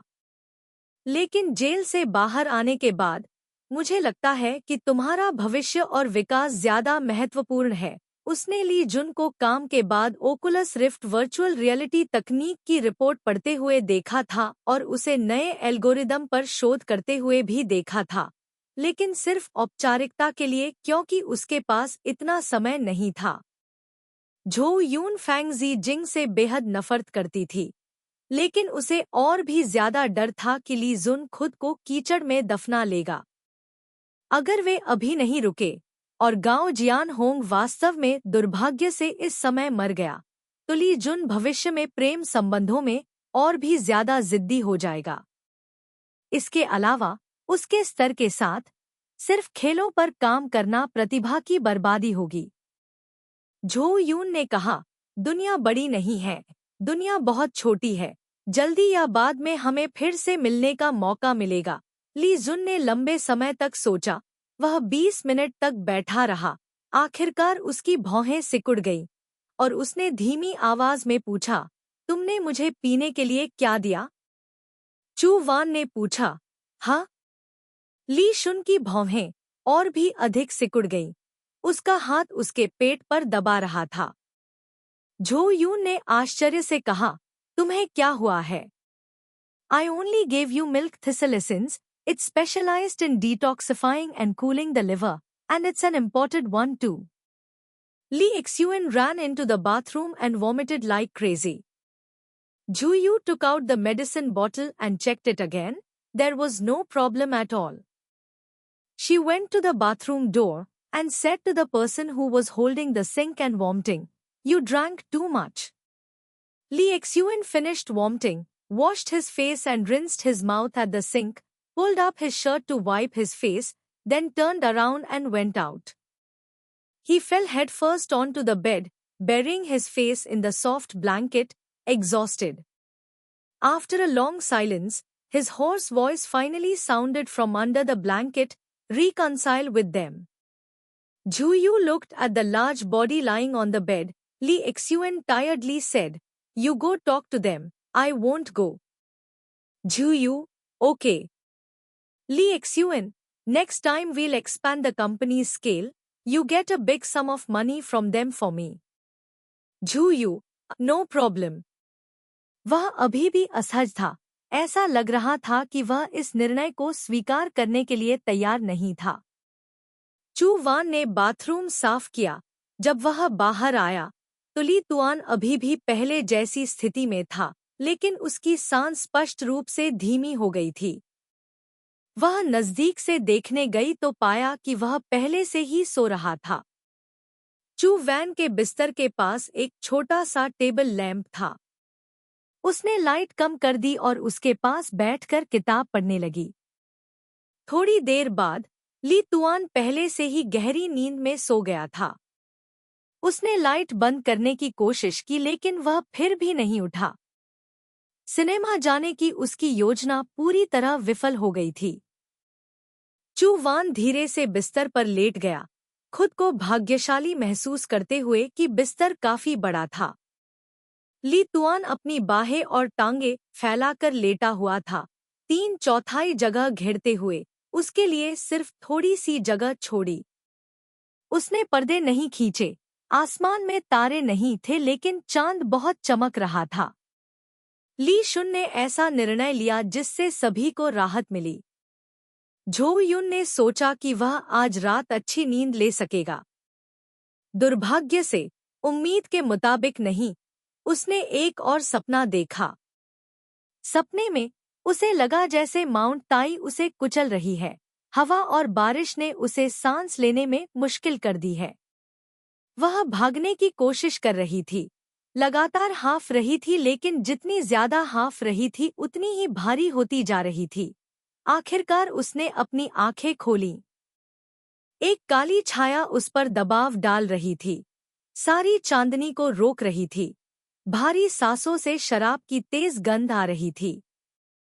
उसने सफेद रेशमी नाइटगाउन पहना हुआ था। लीक सुन का हाथ ड्रेस के हेम में फिसल गया, उसके पैर को ऊपर की ओर ले गया। उसकी हरकतें बेहद सहज थी, पूरी तरह से उसके कोमल, चिकने शरीर के सहयोग के कारण जो अभी अभी नहाया था। ली शुन बहुत भारी था। रात ने उस आदमी की ताकत को लगभग असीम रूप से बढ़ा दिया था। चू वैन सोच रहा था, उसका शरीर पहले से ही गर्म हो चुका था। उसके हाथ में जादू लग रहा था, जहां भी वह फिसलता वहां की त्वचा कस जाती। क्या तुम शांत हो? चू वैन की आवाज कांप रही थी। उसने उसकी कलाई को कसकर पकड़ लिया, अपना चेहरा उसकी गर्दन पर रगड़ा। उसके बाल उसके चेहरे को छू रहे थे, उसके बाल उसके बालों से बहुत सख्त थे। वह पूरी तरह से परमानंद की भावना में डूबा हुआ था, जल्दी से उसके शरीर के हर इंच को छू रहा था। वह सहज रूप से पीछे हट गई, लेकिन उसका घुटना उसकी टांगों के बीच था, जिससे उसके लिए अपनी टांगें बंद करना असंभव हो गया। उसने अपने शरीर में बदलाव महसूस किया और उसके शरीर में भी बदलाव महसूस किया। उसने बहुत पी रखी थी और अभी तक नहाया नहीं था, इसलिए उसके शरीर की गंध बहुत तेज थी। चू वैन ने भारी सांस लेने की हिम्मत नहीं की, उसकी खुशबू को अपने दिल पर हावी होने देने की हिम्मत नहीं की। उसने अपनी बची हुई ताकत को इकट्ठा करके उसका कंधा थामने की कोशिश की और पूछा, क्या तुम नशे में हो? उसने चांदनी की ओर देखा, उसकी आवाज भारी हो गई थी। अब पूछने में बहुत देर हो चुकी है। उसके हाथ ने उसकी ठुड्डी को ऊपर उठाया। शराब के कारण उसकी ताकत थोड़ी मजबूत थी। उसके होंठ उसकी गर्दन को सहला रहे थे। मैंने तुमसे कहा था कि अगर मैंने शराब पी ली तो तुम चल नहीं पाओगी। वह सुन नहीं पाया कि चू वान ने क्या कहा। वह बस फुसफुसाता रहा, यह पहला दिन नहीं है जब तुम मुझे जानती हो। मैं कोई सज्जन व्यक्ति नहीं हूँ। क्या तुमने मुझे अपने घर में आने देने से पहले ध्यान से सोचा था? घर में आना काम पर चर्चा करने के लिए था, अब यह यौन मामले में क्यों बदल गया? ली तुआन को इतनी कोमल त्वचा को छुए हुए बहुत समय हो गया था। वह शराबी की तरह ठंडी मुस्कान के साथ मुस्कुरा रहा था। दुश्मनी खत्म हो गई थी, कर्ज चुका दिया गया था। कंपनी ने उसे यह दे दिया और उसने उसे माफ कर दिया। 1 साल से ज्यादा समय तक उसे प्रताड़ित करने के बाद ऐसा लगा जैसे उसे कुछ नहीं मिला। अंत में क्या वह जीता या हार गया? लाई तुआन को कोई जवाब नहीं सूझा और उसने चू वैन की गर्दन सूंघने की पूरी कोशिश की। खुशबू इतनी सुगंधित थी कि उसके शरीर का सारा खून दौड़ गया। इसलिए उसने कर्ज का हिसाब लगाना बंद कर दिया। उसकी गर्दन चूसते हुए वह बुदबुदाया, ठीक है, अगर मैं तुम्हें वापस ले लूं तो मैं नहीं हारूंगा। उसकी सांसों से चू वैन के चेहरे पर शराब की गंध आ रही थी। उसकी पीठ गर्म महसूस हो रही थी, मानो उसने भी शराब पी रखी हो। शराब ने उस एहसास को और बढ़ा दिया। उसकी हथेली के नीचे उसकी दृढ़ और लचीली मांसपेशियों ने मानो सारे विचार दूर कर दिए हों। कई सालों के अंधेरे और खामोशी के बाद उसके शरीर पर एक कामुक और संयमी नजर आती थी, जिससे लोग अनजाने में अपनी सारी चिंताएं दूर कर देते थे। चाहे कोई भी कारण हो, चाहे कोई भी रास्ता हो, बस एक पल के लिए, बसंत के प्यार के लिए। उसे याद आया कि शुरुआत में उसने कहा था कि कुछ शब्द ऐसे होते हैं जिन्हें कहा नहीं जा सकता और कुछ चीजें ऐसी होती हैं जिन्हें नशे में नहीं किया जा सकता, लेकिन जब उसकी बारी आती है तो इसका कोई असर नहीं होता। दूसरे लोग नशे में ऐसा नहीं कर सकते, लेकिन वह ऐसा कर सकता है। चू वैन ने अपना हाथ उठाया और उसकी पीठ पर जोर से मारा। उसकी हरकत से ली तुआन एक पल के लिए रुक गया। अंधेरे में केवल दो लोगों की भारी सांसें ही रह गईं। अज्ञात समय के बाद उसने अचानक पूछा, क्या तुम मुझे चाहती हो? पूछने के बाद चू वैन के जवाब का इंतजार किए बिना उसने तुरंत कहा, कोई बात नहीं, इससे कोई फर्क नहीं पड़ता। उसका हाथ नीचे पहुंचा, चू वैन के पैरों को अलग करते हुए। उसका पूरा शरीर उसके पैरों पर दबा हुआ था। उसका मुंह उसके चेहरे के करीब था। तीव्र भावनाओं के कारण उसकी सांसें तेज हो गईं। उसकी छाती से लेकर पेट तक यह चू वैन के स्थान पर दबाव डाल रहा था, जिससे उसके लिए सांस लेना कठिन होता जा रहा था। बिस्तर की चादरें पहले से ही इतनी गीली हैं, जो साबित करती हैं कि तुम मुझसे नफरत नहीं करती हो। उसके अंतिम अनुमान ने चू वैन के शरीर को ऐसा महसूस कराया जैसे वह अंधेरे में जल रहा हो। खंड 2 अध्याय 45। भावनाएं शैतान हैं। यह पहला वाक्य था जो झोयू के दिमाग में आया जब उसने 5 घंटे बाद अपनी आंखें खोलीं। उसने धीरे से अपना सिर घुमाया और देखा कि कोई उसके बगल में कंबल के नीचे मुंह के बल लेटा हुआ है, जिससे केवल उसके कंधे और आधा चेहरा ही दिखाई दे रहा है। कंबल उसकी सांसों के साथ लगातार हिल रहा था। बिस्तर गंदा था। घर की हवा घुटन भरी थी, पुरुषों और महिलाओं की अंतरंग गंध से भरी हुई थी। चू वैन का चेहरा गर्म हो रहा था।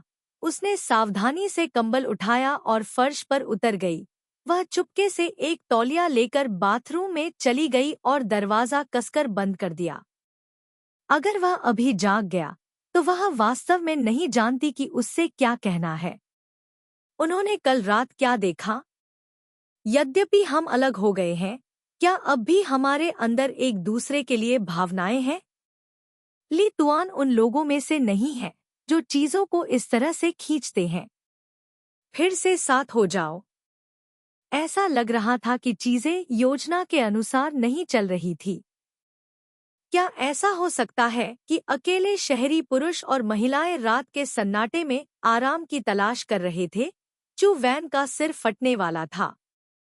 शावर से गर्म पानी बहकर उसके ऊपर गिरने लगा।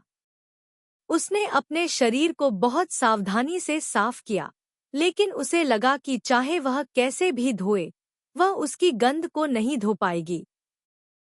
पानी जमीन पर टपक रहा था, भाप उसके सिर के ऊपर घूम रही थी। जब वह बाथरूम गई तो उसे उसका सोया हुआ चेहरा याद आया। बिस्तर पर लेटा उसका अस्त व्यस्त रूप देखकर लोगों को उस पर तरस आ गया।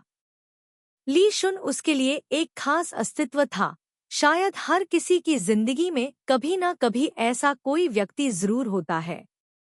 वह बाकी सभी से अलग है। दुनिया में ऐसी कोई अवधारणा नहीं है जो उसे परिभाषित कर सके, न ही ऐसी कोई नैतिकता है जो उसे बांध सके। उसकी दुनिया में वह पिरामिड के शीर्ष पर खड़ा था, सभी मानकों का प्रतिनिधित्व करता था। उसके शरीर से पानी बहता था, जो उसे प्लेटो के सिद्धांत की याद दिलाता था। मनुष्य मूल रूप से उभयलिंगी थे।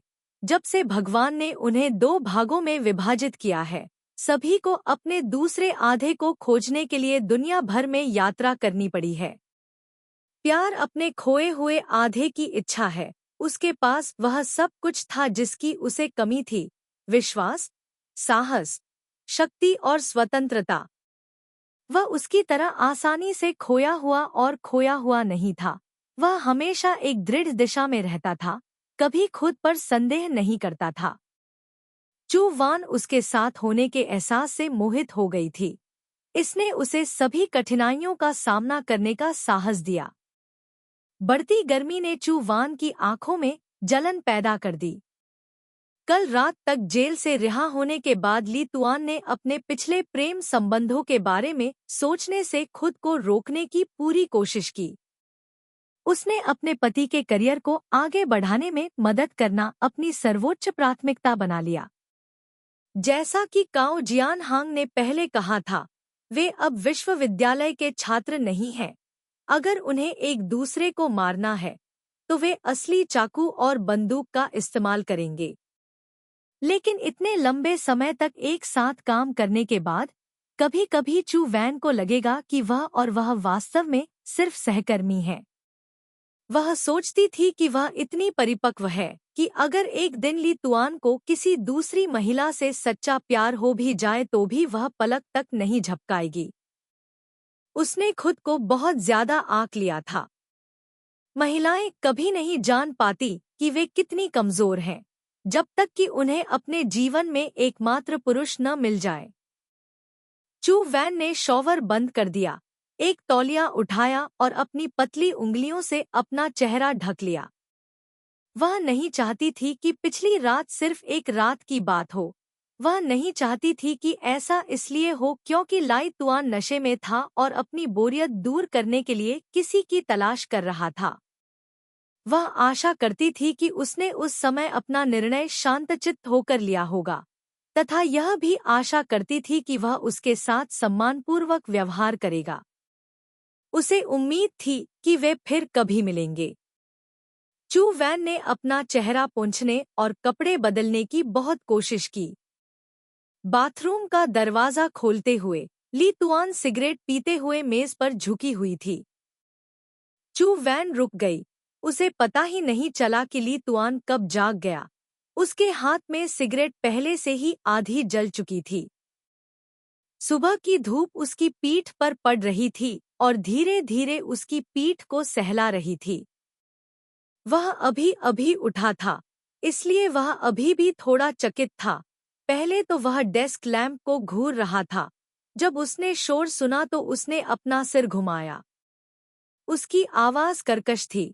हर बार जब मैं शराब पीता हूँ तो मेरा दिमाग हमेशा अगले दिन धीरे धीरे प्रतिक्रिया करता है। झो यून 5 मीटर दूर खड़ा उसे देख रहा था। मैंने पहले कभी किसी महिला के सामने अपनी भावनाओं को व्यक्त नहीं किया है।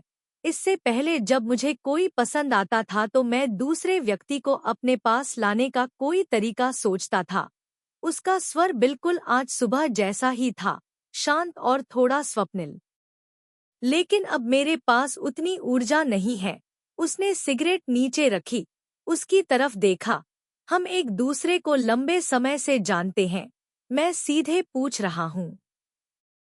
झो यून, हम पहले एक दूसरे से जिस तरह प्यार करते थे वह अब भी वैसा ही है। क्या तुम फिर से मेरा पीछा करना चाहती हो? जब झो यून ने उसे यह कहते सुना तो उसे लगा कि वह जीवन के दूसरे छोर पर पहुंच गई है।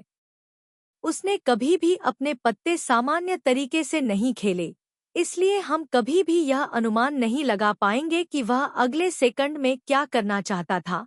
केवल जब उसने वास्तव में ऐसा किया तो हमें एहसास हुआ कि उसकी टाइमिंग कितनी सटीक थी, यह कितना सुंदर था और मना करना कितना असंभव था। अगर जैसे ही ली शुन कुछ और कहने वाली थी, झो यून ने बांस के फटने की गति के साथ जोर से चिल्लाया, चाहता हूँ। ली शुन अवाक रह गई। उसका जवाब इतना अचानक था कि ली तुआन के हाथ में बची हुई सिगरेट उसकी चीख से टूट गई। चू वान ने अविश्वसनीय ताकत से तौलिया पकड़ लिया। वह अपनी भावनाओं को नियंत्रित करने में पूरी तरह से असमर्थ थी। इस समय महिलाओं के लिए लचीला, सतर्क और शर्मीला होना सभी आवश्यकताएं बेकार थीं। अवसर का लाभ उठाना सबसे महत्वपूर्ण बात थी। वह उसे पछताने का मौका नहीं दे सकती थी। मुझे यह चाहिए, मुझे यह चाहिए। हालांकि जवाब संक्षिप्त था, चू वान का दिल उथल-पुथल से भर गया था। उसने खुद को नियंत्रित करने की कोशिश की। मैं तुम्हारे साथ रहना चाहती हूँ, ली तुआन। चलो फिर से साथ हो लेते हैं। ली तुआन एक पल के लिए रुक गया। उसकी अभिव्यक्ति अधिक शांत थी। उसने मेज पर पड़ी सिगरेट की छोटी बट उठाई और उसे अपने होठों से लगाते हुए बिना सोचे समझे कहा, तो कबूल करने पर ऐसा ही महसूस होता है। उसने उसे फुसफुसाते हुए सुना, यह बहुत आसान है। चू वैन ने बिना पलक झपकाए उसके आत्मसंतुष्ट भाव को देखा। उसका दिल तेजी से धड़क रहा था। अभी भी उसे यकीन नहीं था कि यह एक सपना था या हकीकत। उसने हिम्मत जुटाई और जाकर उसे गले लगा लिया। उसने चप्पल पहनी हुई थी। उसके कान उसके कॉलर बोन तक पहुंच रहे थे। संयोग से वह उसकी तेज दिल की धड़कन सुन सकती थी। यह उसकी तुलना में बहुत ज्यादा स्थिर थी। लाई तुआन ने धीरे से ठहाका लगाया। उसका गला कांप रहा था। उसने उसे गले नहीं लगाया, बस शांति से उसकी कोमलता का आनंद लिया। तुम चाहती हो कि मैं पागलों की तरह आऊं? उसने कहा। चू वान ने कहा। ली तुआन बेतहाशा हंसा। उसे पता ही नहीं चला कि उसकी सिगरेट कब बुझ गई। उसने एक हाथ उठाकर चू वैन की ठुड्डी को ऊपर उठाया, जिससे उसका सिर ऊपर उठ गया। क्या तुम्हें लगता है कि एक अच्छे व्यवहार वाले सहकर्मी की तुम्हारी छवि बहुत अच्छी तरह से गढ़ी गई है? इतनी नजदीक से देखने पर उसके हाथ की ताकत भी अधिक थी। चू वैन ने अभी अभी स्नान किया था। उसका गोरा चेहरा गुलाबी, मुलायम और सुंदर था। ली शुन ने शांति से कहा, यह अफसोस की बात है कि मुझे देखते ही तुम्हारी पोल खुल गई। तुमने मुझे वापस आने के लिए नहीं कहा क्योंकि तुम्हें डर था कि मेरे मना करने के बाद तुम्हें अब सहकर्मी बनने का मौका भी नहीं मिलेगा। पीछे से सूरज की रोशनी चमक रही थी, जिससे उसके शरीर पर हल्के पीले रंग की रेखा बन रही थी। वह उसके चेहरे पर हर छोटे बाल को देख सकती थी और वह उसकी आंखों में सम्मान और प्यार के हर निशान को भी साफ साफ देख सकता था। वह और करीब आ गया। उसकी आवाज आखिरकार उनके एक दूसरे से चिपके होठों के बीच फुसफुसाहट बन गई। वास्तव में तुम्हें डरने की जरूरत नहीं है, बस पूछो और मैं तुरंत मान जाऊंगा। वे सुबह की धूप में जोश से चूमने के लिए तैयार हो गए। तैयार हो जाओ कहने का कारण यह है कि आखिरी क्षण में चू वान ने उसे दूर धकेल दिया। मैं पहले स्नान करने जा रहा हूँ। दृश्य वास्तव में मनोरम था, लेकिन स्वाद असहनीय था। ली शुन ने उसे गुस्से से घूरा, फिर उसके हाथ से तौलिया छीन लिया और बाथरूम में चली गई। दरवाजा बंद हो गया। झो यून ने शॉवर के पानी की आवाज सुनी। वह बिस्तर पर लेट गई, खुद को कंबल में लपेट लिया और कुछ बार इधर उधर लुढ़क गई, एक मिडिल स्कूल के छात्र की तरह बचकानी हरकतें करते हुए। सेल फोन की घंटी बजी। उसे आने वाले ईमेल की सूचना दी। चू वान ने इसे खोला और देखा कि यह इनगो चान का पत्र था, जिसमें कई अस्पताल के परीक्षण परिणामों की तस्वीरें संलग्न थी। ली तुआन ने जल्दी से स्नान किया। वह बदलने के लिए कोई कपड़े नहीं लाया था, इसलिए उसने अपनी कमर के चारों ओर एक तौलिया लपेटा और बाहर चला गया। सच कहूं तो उसका शरीर उसके ईमेल से कहीं ज्यादा देखने लायक है, लेकिन इस समय झो यून को लगा कि उसे अपना पेशेवराना अंदाज दिखाना होगा। वू जेन ने एक पत्र भेजा है और गाओ जियानहोंग की सर्जरी का शेड्यूल पहले से ही उपलब्ध था। वह हमें आग्रह कर रही होगी। ली जुन ने अपने शरीर पर एक तौलिया लपेटा और झो यून का तौलिया लेकर अपने बाल सुखाने लगा। जल्दी करो, हमने पहले ही सुलह करने का फैसला कर लिया है। इन चीजों के बारे में उनसे बहस करने का कोई मतलब नहीं है। जितनी जल्दी हो सके उतना अच्छा है। झो यून, तो मैं बाद में उनसे बात करूंगा, ली जुन ने कहा। डोंग सियांग कंपनी के दफ्तर का नवीनीकरण करना चाहता है और फिर कर्मचारियों के एक नए समूह को काम पर रखना चाहता है। उसने तौलिया हटाया और लापरवाही से अपने बालों को सहलाया। डोंग तो डोंग के खत्म होने का इंतजार कर रहा हूँ। मैं निवेश पूंजी आकर्षित करने की योजना बना रहा हूँ। क्या आपके पास कोई टिप्पणी है? चू वैन आश्चर्यचकित था। आपने आखिरकार निवेश पूंजी आकर्षित करने का इरादा किया है। ली तुआन ने उसकी ओर देखा और इशारा किया। चू वैन आज्ञाकारी रूप से उसके बगल में बैठ गया। ली तुआन ने अपना माथा पकड़ लिया। उसके हाथ ने थोड़ा बल लगाया। चू वैन एक गिलास की तरह बिस्तर पर गिर गया और फिर वापस उछल गया। चू वैन ने अपना माथा ढक लिया। हमारी क्षमता के साथ एक निवेशक को ढूंढना बहुत आसान है। यह सिर्फ इस बात पर निर्भर करता है कि आप उसे कैसे खोजना चाहते हैं। ओह, ली शुन ने मजाक में कहा। पिछले साल के अंत से प्रौद्योगिकी उद्योग में कंपनियों की निवेश पूंजी जमी हुई है। मिस झो आत्मविश्वास से भरी हुई हैं।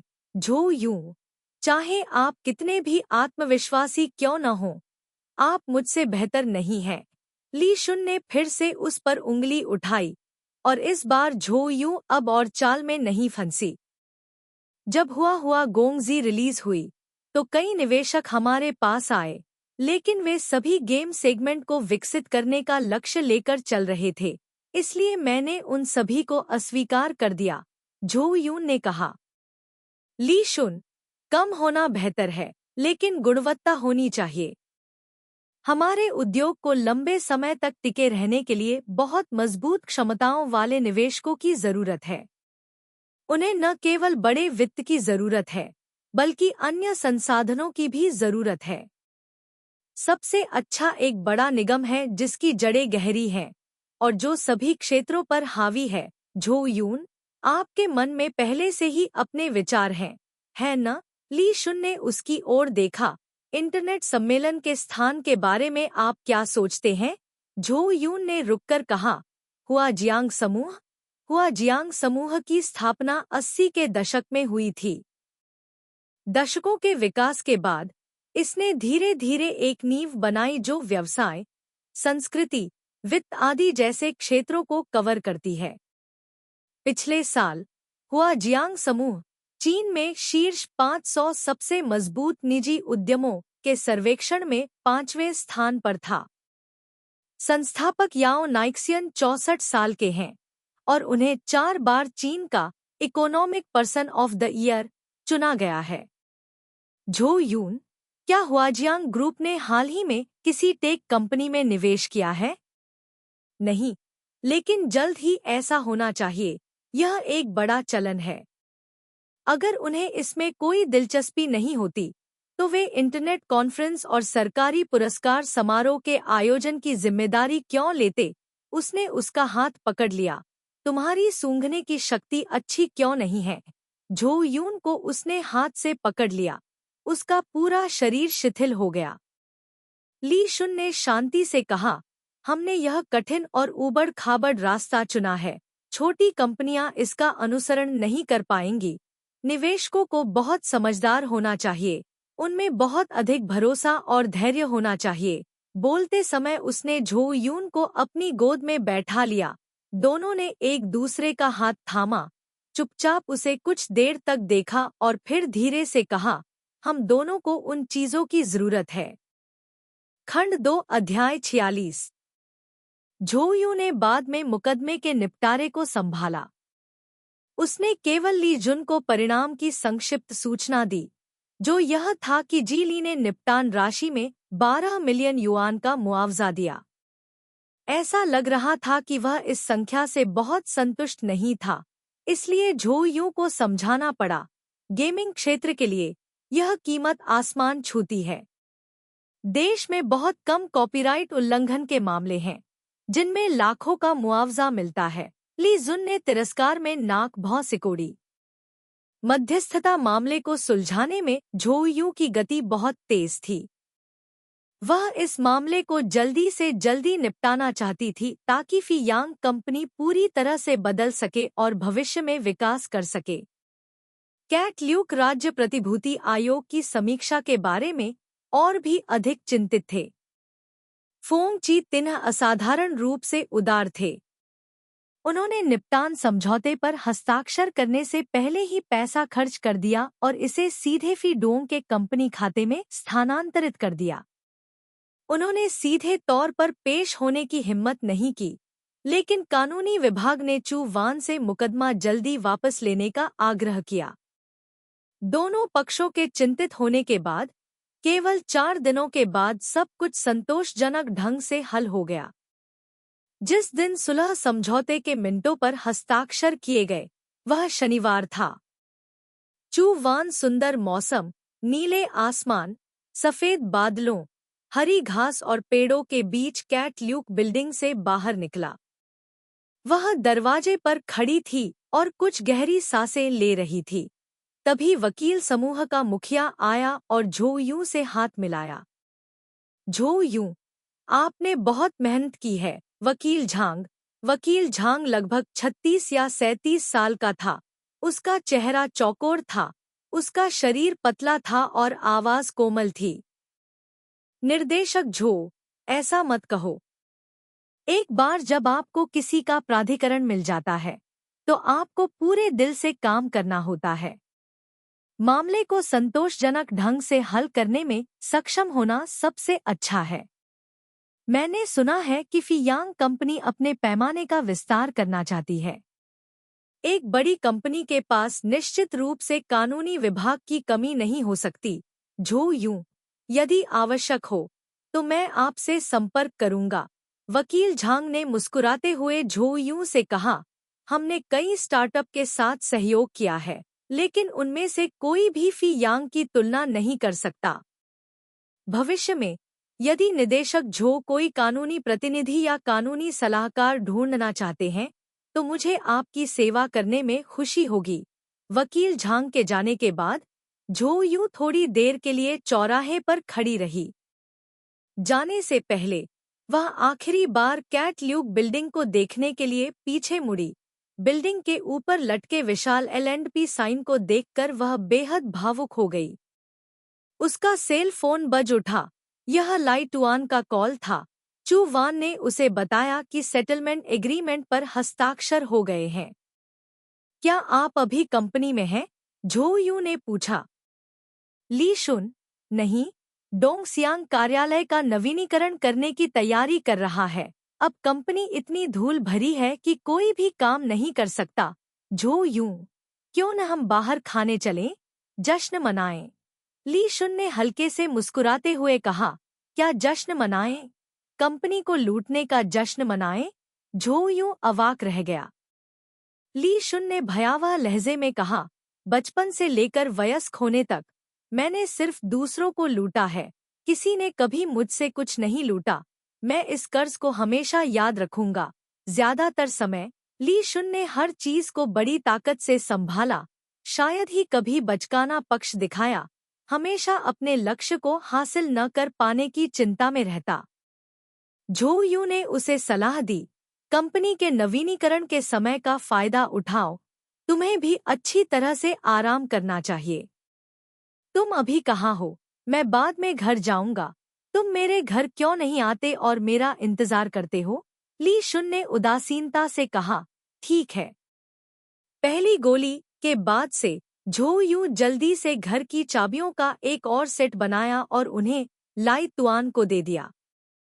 उसने अपना फोन रख दिया और घर की ओर चल पड़ी। ट्रैफिक जाम का फायदा उठाते हुए उसने सोचा कि बाद में ली तुआन को खाने के लिए कहाँ ले जाया जाए।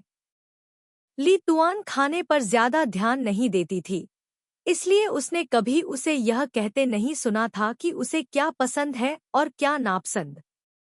जब वह अपने घर के पास एक अच्छे रेस्टोरेंट के बारे में सोच रही थी तो उसका सेल फोन बज उठा। सहज रूप से झो यून ने सोचा कि ली शुन उसे आग्रह करने के लिए बुला रहा है, इसलिए उसने स्क्रीन पर देखे बिना ही फोन उठा लिया। ट्रैफिक जाम है, मेरा 1 मिनट रुको। किसका इंतजार कर रहे हो? झो यून ने फोन पर आवाज सुनी और उसका हाथ अचानक कस गया। उसकी माँ की आवाज ने शांति से पूछा, तुमने किससे 1 मिनट रुकने के लिए कहा था? झो यून घबरा गई और ट्रैफिक की स्थिति को देखना भूल गई। उसने कुछ मीटर तक ट्रैफिक साफ होने से पहले काफी देर तक इंतजार किया और उसके पीछे की कार पहले से ही जल्दी में अपना हॉर्न बजा रही थी। चू वैन ने जल्दी से कार की खिड़की ऊपर कर दी। वह अपनी माँ को बहुत अच्छी तरह समझती थी। उसकी आवाज सुनकर ही उसे यकीन हो गया कि कुछ हुआ है। उसकी माँ, मैंने इंटरनेट पर देखा कि कलाकार डियन एक प्रदर्शनी खोलने के लिए फ्रांस लौटी है। तुमने मुझे कुछ क्यों नहीं बताया? चू वैन ने स्टीयरिंग व्हील को कसकर पकड़ लिया। उसने धीरे से कहा, माँ, मुझे तुमसे कुछ कहना है। अगली बार घर आने तक इंतजार करो। अगली बार की कोई जरूरत नहीं है। उसकी माँ ने उसे टोका। तुम घर जाने के लिए परेशान मत हो। मैं तुम्हारे किराए के अपार्टमेंट के दरवाजे पर खड़ी हूँ। जो यून, क्या? उसकी माँ ने शांति से कहा, तुम बस शांति से गाड़ी चलाओ। जल्दी करने की कोई जरूरत नहीं है। हमें वास्तव में स्पष्ट रूप से बात करनी चाहिए। अपनी बात खत्म करने के बाद उसने फोन रख दिया और अपने सामने वाले व्यक्ति की ओर देखा। ली शुन घर पर झो यून का इंतजार करते हुए एक किताब पढ़ रहा था। जब उसने बातचीत सुनी तो वह दरवाजा खोलने गया। झो यून की माँ ने फोन रख दिया और उससे कहा, मिस्टर ली, क्या तुम सुनना चाहते हो कि मेरी माँ और मैं किस बारे में बात कर रहे हैं? ली शुन चुप रहा, पलटा और वह किताब उठाई जिसे उसने पढ़ना खत्म नहीं किया था। जाने का इरादा किया। चू वान की माँ ने उसे आवाज दी, चाबी कहाँ है? चाबी यहीं छोड़ दो। ली तुआन ने अपना सिर घुमाया, जेब से चाबी निकाली और उसे दे दी। चू यून की माँ ने चाबी ली और उसे अपने बैग में रख लिया। फिर आगे बोली, मिस्टर ली, हम पहली बार मिले हैं। मैंने आपकी इज्जत बचाने की कोशिश की है। मुझे उम्मीद है कि आप अपनी सीमाएं जानते होंगे। चू यून आपके साथ बिल्कुल नहीं रह सकता। ली शुन, आप मुझे अपनी शर्तें बता सकते हैं। चू यून की माँ के चेहरे पर भाव सख्त हो गए। मेरी शर्त यह है कि आप हमारे जीवन में फिर से न आए। चू यून बचपन से ही बहुत आज्ञाकारी रही है। जब से वह आपसे मिली है, तब से वह एक बुरी आत्मा के कब्जे में है। मेरा पूरा परिवार बुरी तरह से पीड़ित है। कुछ साल शांति से रहना बहुत मुश्किल था, लेकिन मुझे उम्मीद नहीं थी कि आप फिर से दिखाई देंगे। मिस्टर ली, आप वास्तव में मेरे परिवार के लिए एक विपत्ति हैं। चू यून और उसकी माँ का फिगर लगभग एक जैसा था। उसने अपना फिगर बहुत अच्छी तरह से बनाए रखा था। यह देखा जा सकता था कि वह छोटी होने पर कितनी खूबसूरत थी। वह कई सालों से शिक्षिका थी, इसलिए उसका स्वभाव अनुशासित था और उसके शब्द बेहद दृढ़ थे। मुझे परवाह नहीं है कि तुम क्या करने की योजना बना रही हो, और मैं तुमसे बहस नहीं करना चाहती। तुम खुद ही उससे रिश्ता तोड़ लो। हमारे परिवार में सिर्फ एक बच्चा है और हम उसे तुम्हें नहीं सौंप सकते। लीक सुन कुछ मीटर दूर खड़ा होकर उसकी बातें सुन रहा था। एक लंबी चुप्पी के बाद उसने आखिरकार जवाब दिया, क्योंकि तुम उसकी माँ हो। चाहे तुम कुछ भी कहो, चाहे तुम्हें पसंद हो या न हो, तुम्हें सुनना ही होगा। उसने झोयू की माँ की ओर देखा और धीरे से कहा, आपने कहा था कि आप मुझे शर्तें दे सकती हैं। मैं आपकी मांग को पूरा करने की पूरी कोशिश करूंगा। यही एकमात्र चीज है जिसे मैं पूरा कर सकता हूँ। झोयू की माँ ने देखा कि ली शुन अभी भी भावहीन थी। उसकी अभिव्यक्ति ठंडी हो गई। आप मुझे शर्तें दे सकती हैं। मेरे परिवार में दामाद के लिए बहुत अधिक आवश्यकताएं नहीं हैं। यह सिर्फ इतना है कि दूसरे पक्ष का पूरा परिवार हो, एक उपयुक्त परिवार हो। उसे बहुत अमीर होने की जरूरत नहीं है। झोयू बचपन से ही बहुत आज्ञाकारी रहा है और उसने कभी कोई गलती नहीं की है। दूसरे पक्ष से साफ सुथरी पृष्ठभूमि की अपेक्षा करना स्वाभाविक है। ली शुन ने चुपचाप उसकी ओर देखा। झोयू की माँ ने फिर कहा, जब यंग मास्टर ली अपने रिकॉर्ड पर लगे दाग को मिटा सकते हैं, तो अपने माता पिता को आमंत्रित करें। उस समय हमारे दोनों परिवार शादी के मुद्दे पर सावधानी से चर्चा करेंगे। आप क्या सोचते हैं? यह सुनने के बाद ली शुन ने अपना सिर हिलाया और हंसे मुड़कर चले गए। आधे घंटे बाद झोयू घर भाग गया। जब वह घर पहुंची तो दरवाजा अभी भी खुला था। झो यून सावधानी से अंदर चली गई और उसने अपनी माँ को डेस्क पर बैठे देखा। उसके हाथ में उपहारों का ढेर था जो उसने लाया था। झो यून, तुमने दरवाजा क्यों नहीं बंद किया? उसकी माँ ने देखा। क्या तुम्हें अभी भी दरवाजा बंद करने की जरूरत है? क्या कोई इस अपार्टमेंट में प्रवेश नहीं कर सकता? झो यून का गला भराया। उसने अपनी माँ के लिए एक कप गर्म पानी डाला, लेकिन उसने एक घूंट भी नहीं पिया। वह कब बाहर आया? झो यून, बहुत समय पहले। माँ, क्या वह बाहर आया और तुम्हें ढूंढा? झो यून चुप रही। अगर वह बाहर आकर उसे ढूंढता तो यह बहुत अच्छा होता। नहीं, चू यून ने कहा, मैं उसे खोजने गई थी। उसकी माँ ने मेज पर थपकी दी। चू यून, आज मौसम अच्छा है, आसमान साफ है और धूप खिली हुई है। चू यून ने इस मामले के उजागर होने पर कई परिदृश्यों की कल्पना की थी, लेकिन जब यह वास्तव में हुआ तो उसने पाया कि उसका मूड उम्मीद से कहीं बेहतर था, बिल्कुल भी तनावपूर्ण नहीं था। उसने भगवान को धन्यवाद दिया कि उसने इतनी चतुराई से समय की व्यवस्था की। कुछ समय पहले ही वह और ली तुआन फिर से साथ आए थे, जिससे उसे आत्मविश्वास के साथ आगे बढ़ने की बहुत ताकत मिली। उसने अपनी माँ से कहा, माँ, चलो शांति से बात करते हैं। चू वान ने अपनी माँ को बताया कि ली तुआन के जेल से रिहा होने के बाद क्या हुआ, जिसमें यह भी शामिल था कि वे फी डुओंग कंपनी में एक साथ कैसे काम करते थे और उनके भविष्य के विकास की दिशा क्या थी। पहले तो माँ गुस्से में थी, घूर रही थी और दांत पीस रही थी। जब चू वैन ने पूरी लंबी कहानी सुनानी समाप्त की, तब तक वह इतनी गुस्से में थी कि उसे समझ में नहीं आ रहा था कि अब क्या कहे। उसने अपनी आंखें बंद कर लीं, एक हाथ माथे पर रखा और सिर हिलाती रही। चू वैन, तुमने मुझे बहुत निराश किया है। उसकी माँ की आवाज कांप रही थी, जाहिर तौर पर अत्युत्तेजित। तुमने उस लड़के के लिए हम दोनों से झूठ बोला, फिर भी मैं अभी भी तुम्हारे कारण अंधी हूँ। ध्यान से सुनो, तुम्हारे माता पिता इसे कभी स्वीकार नहीं करेंगे। कुछ साल पहले हम पहले से ही सहमत नहीं थे, अब तो और भी अधिक, जबकि वह 6 साल से जेल में है। जैसे ही ली एक्सन का उल्लेख जेल में किया गया था, उसकी माँ फिर से गुस्से में हो गई। जेल में, स्वर्ग के लिए। हमारे परिवार ने इस तरह के व्यक्ति के साथ कभी कोई व्यवहार नहीं किया है। झो यूं, आप इतने बोल्ड हैं। आप उसके जैसे किसी से प्यार करने की हिम्मत करते हैं, क्योंकि मैं उसे जानता हूँ। मुझे पता है कि वह उस तरह का व्यक्ति नहीं है। हो यूं एक पल के लिए चुप थे और फिर कहा, हम सभी गलत थे। तब हम सभी गलत थे। सभी ने बहुत कुछ चुकाया है। ली शुन का व्यक्तित्व वास्तव में बहुत चरम पर है, लेकिन अब वह बदल गया है। उसकी माँ, पहाड़ और नदियाँ आसानी से बदल सकती हैं, लेकिन प्रकृति को बदलना मुश्किल है। अगर यह बदल भी जाए, तो यह ज्यादा नहीं बदलेगी। यह सही है। चू वैन ने सहमति में सिर हिलाया।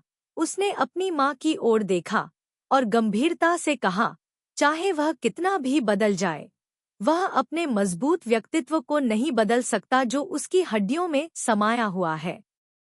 इसलिए चाहे हम कितने भी लंबे समय तक अलग रहें, मैं अभी भी उससे उतना ही प्यार करती हूँ। चू वैन के शब्दों और भावों से उसकी माँ चौंक गई। उसने अविश्वास से अपनी बेटी को देखा। खिड़की से सूरज की रोशनी चमक रही थी, धीरे धीरे उसके कंधों पर उसके ढीले बालों पर पड़ रही थी, धीरे धीरे उसका हौसला बढ़ा रही थी। कभी कभी चू वान को लगता था कि यह दुनिया युद्ध के मैदान की तरह है। हर कोई सैनिक है, कुछ युद्ध में मर गए, कुछ भाग गए और कुछ अभी भी लड़ रहे हैं। जो लड़ रहे थे उन्हें बहुत ताकत और साहस की जरूरत थी। उसके पास इतनी महान क्षमताएं नहीं थी, इसलिए वह केवल एक अनुयायी हो सकती थी। माँ, क्या आपको वह समय याद है जब मैं सबसे ज्यादा दुखी थी? आपने एक बार मुझसे कहा था, मुझे लगा कि वह अच्छा है क्योंकि मैं बहुत से बेहतर लोगों से नहीं मिली थी। अब कई साल बीत चुके हैं, मैं कई बेहतरीन पुरुषों से मिली हूँ, लेकिन कोई भी मुझे उसकी तरह आकर्षित नहीं कर सकता, कोई भी नहीं।